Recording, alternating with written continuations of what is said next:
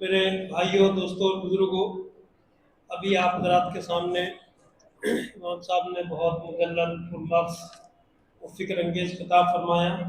مزید کچھ کہنے کی کوئی گنجائش نہیں ہے، لیکن اہل محفل کا حکم ہے اور حاضری بھی اس لیے ہوئی ہے، تو چند باتیں میں سیرت کے حوالے سے آپ کے سامنے عرض کروں گا۔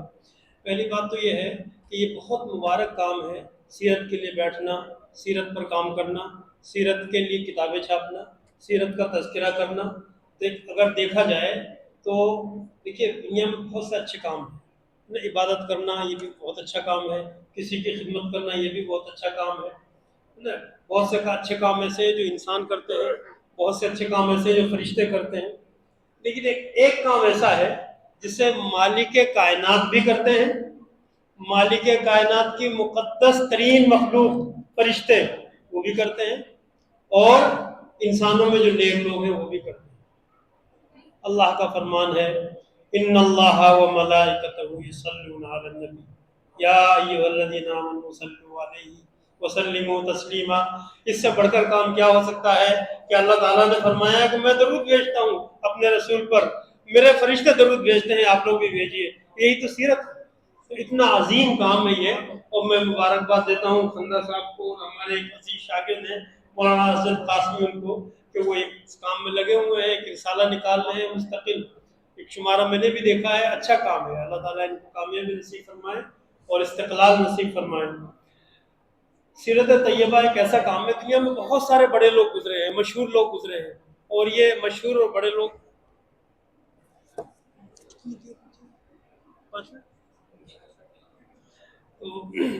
مشہور اور بڑے لوگ بہت سارے گزرے ہیں، ان کے اوپر بہت ساری ریسرچ ہوئی ہے۔ کسی آدمی کے اوپر 100 کتابیں، کسی پہ 200 کتابیں، کسی پہ 500 کتابیں، ایسی بہت ساری کتابیں لکھی گئی ہیں، لیکن ایک سیچوریشن پوائنٹ ہوتا ہے جہاں آ کر کے وہ آدمی کے اوپر پھر نیا کام بند ہو جاتا ہے۔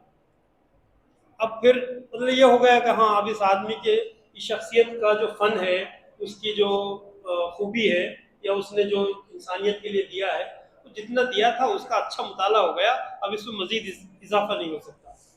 اللہ کے رسول صلی اللہ علیہ وسلم کے ذات گرامی وہ ذات ہے کہ خود اللہ کے رسول صلی اللہ علیہ وسلم کے زمانے میں لوگوں نے حضور کے اوپر کتابیں لکھنا شروع کی، اور دن بائی دن، ہر دن اس میں کمی نہیں ہوئی، اضافہ ہوتا گیا۔ اور آج جب دنیا اتنی زیادہ پھیل گئی ہے، آپ کو معلوم ہے اس وقت دنیا میں مسلمانوں سے زیادہ غیر مسلم سیرت پر کتابیں لکھ رہے ہیں، اور سب سے زیادہ جو کتابیں دنیا میں بک رہی ہیں، پڑھی جا رہی ہیں سیرت پہ، وہ غیر مسلموں کی لکھی ہوئی ہیں۔ ابھی مائیکل ہارٹ کا ذکر ہوا، وہ تو پرانی بات ہو گئی، اب مستقل ہر سال، مطلب ہر سال کوئی نہ کوئی ایک نئی کتاب آ جاتی ہے۔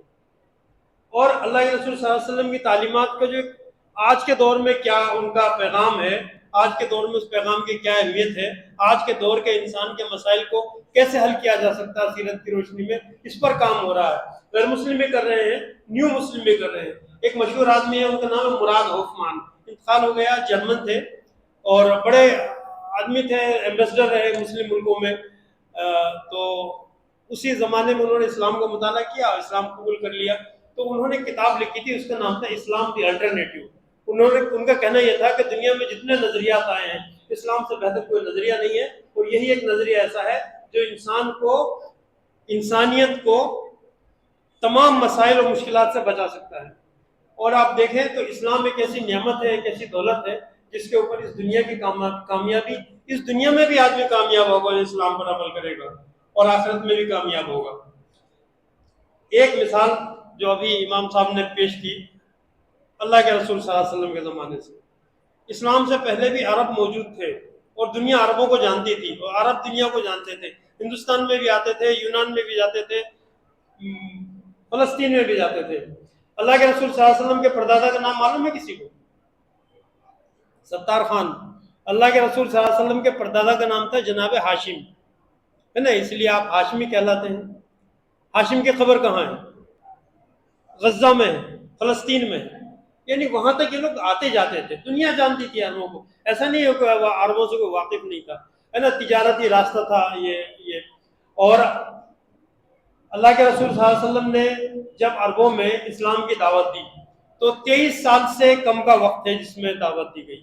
اس 23 سال کے اندر وہ عرب جو اسلام سے پہلے موجود تھے لیکن ان کی کوئی حیثیت دنیا میں نہیں تھی.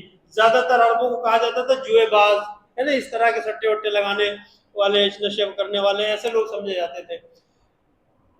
اللہ کے رسول صلی اللہ علیہ وسلم نے دعوت دی, 23 سال کے اندر ان کی زندگیاں ایسے بدلی, ان کی زندگیوں میں وہ انقلاب آیا کہ وہ لوگ جن کو اونٹ چلانا نہیں آتا تھا وہ دنیا کو چلانے والے بن گئے.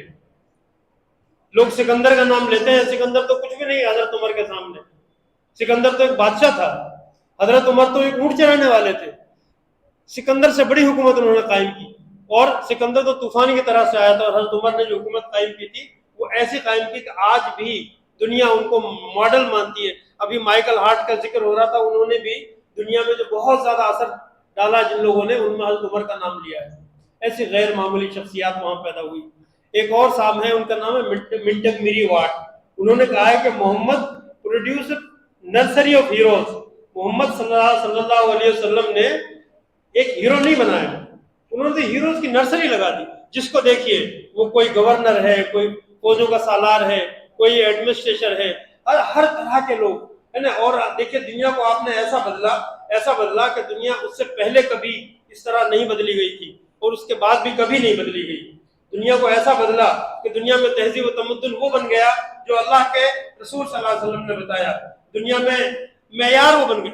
یعنی اگر اچھائی کا معیار کیا بن گیا پوری دنیا میں ہمیشہ کے لیے, اچھائی کا معیار یہ بن گیا کہ جس کو اسلام میں جائز قرار دیا گیا, جس کو مسلمانوں نے پسند کیا, جس کو اللہ کے رسول صلی اللہ علیہ وسلم نے پسند کیا. اگر آپ دیکھیں تو اس وقت بھی پوری دنیا میں جو تبدیلی آئی ہیں وہ اسلام کے نتیجے میں آئی ہیں.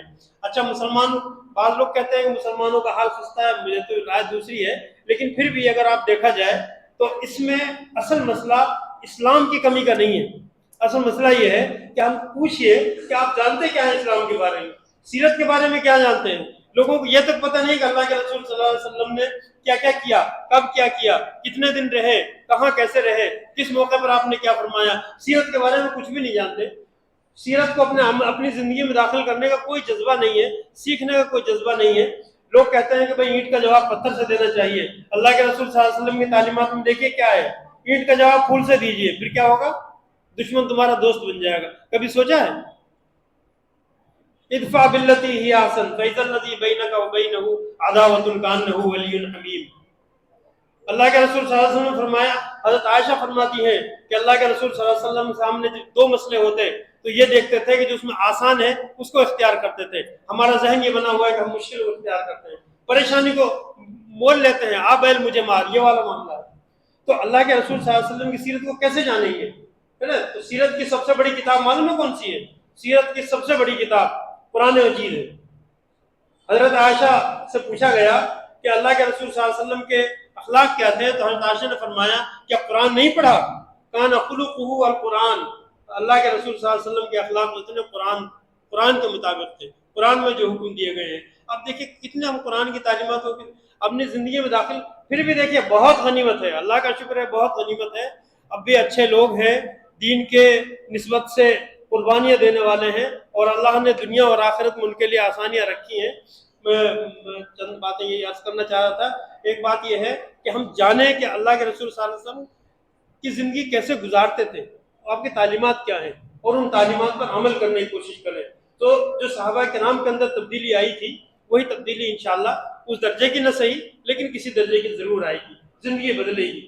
تو جاننے کی کوشش کریں, پہلا کام یہ ہے. اور ایک بہت ضروری بات یہ ہے کہ اللہ تعالیٰ نے بے شمار نعمتیں دی ہیں, اس کا شکر ادا کرنا چاہیے, ہے نا. اس کا شکر ادا کرنے کا اللہ نے اسی چیز کی شکایت کی, ہر بے شمار نعمتیں ہیں اس کی, کسی نعمت کی مطلب کسی چیز کی شکایت نہیں کی اللہ نے. اس کا کہا ہے کہ اعملوا علی داؤد شکرا وقلیل من عبادی الشکور.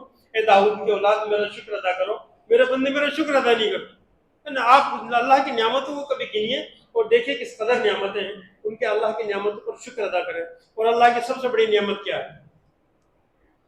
اللہ کی سب سے بڑی نعمت جس کے لیے اللہ نے خود کہا ہے کہ یہ میرا احسان ہے تمہارے اوپر, وہ ایمان کی دولت ہے.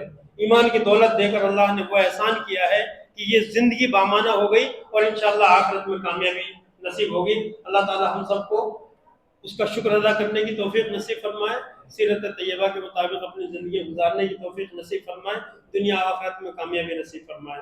السلام علیکم ورحمۃ اللہ وبرکاتہ.